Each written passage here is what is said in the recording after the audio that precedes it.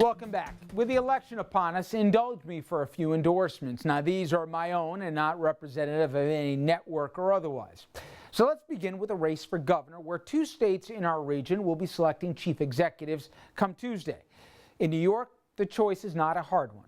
Rob Astorino is a talented politician who in future elections may achieve higher office than county executive, but not this year. His conservative positions on social issues put him out of step with a significant majority of New Yorkers, and his drawn-out, mistaken approach to the housing discrimination lawsuit in his own county raised legitimate questions if he's ready for prime time today. Well, no such questions exist for Andrew Cuomo. The current governor merits 4 more years and the simple standard of his record. He's worked across party lines and has a litany of accomplishments to show for it, namely on-time budgets, gay marriage, and the SAFE Act. Now, fair questions persist over his disbandment of the Moreland Commission, the lack of his administration's transparency, and his mixed record for the middle class.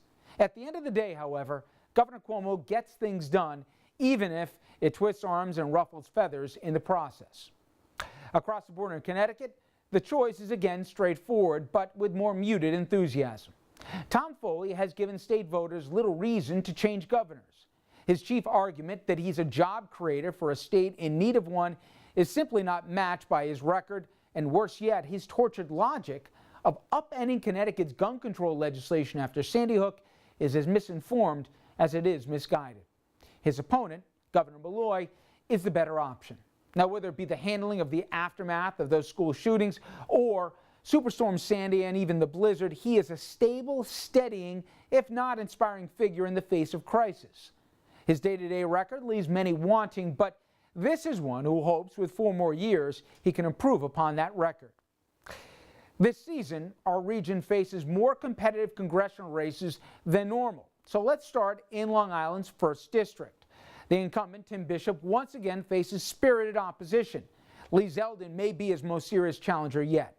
The Republican State Senator has mounted a credible campaign and has fairly pointed out that his Democratic opponent has a rather short list of authored legislation to show for his time in Washington.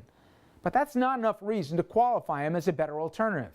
Mr. Zeldin has a curious set of ideas on how to address the realities of immigration, and his lockstep adherence to GOP policies, both fiscal and social, put him out of step with Suffolk County voters. Tim Bishop, we hope, will show more with 2 more years in Washington if voters see fit. We hope they do.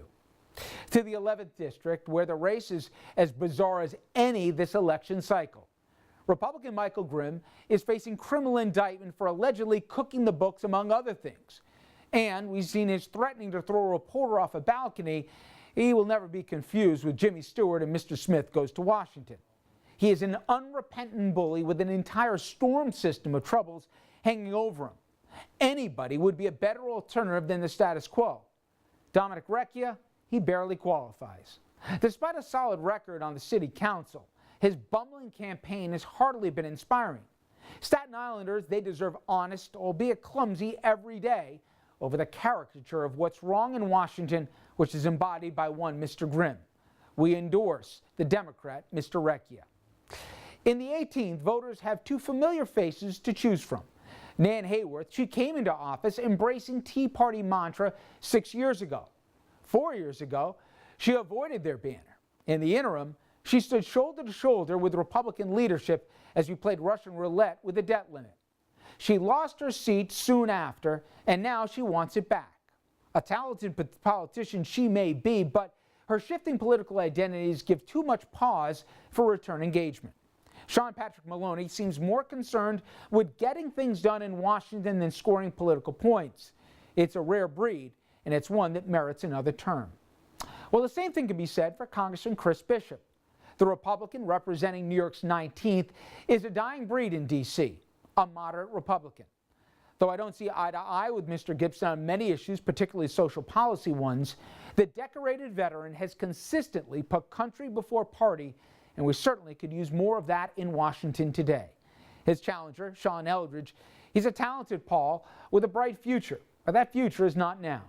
Questions of district shopping and inexperience are not unwarranted, but remember the name, because his time, I believe, will one day come. Finally, we head to Connecticut's 4th. RFL gives an enthusiastic endorsement to Jim Himes, who has been a tireless advocate for the middle class. A proponent of compromise and an informed voice on fiscal and financial matters, we could use more Jim Himes in our nation's capital. All right, when we come back, we will take a look at news making headlines in the Hudson Valley when we return.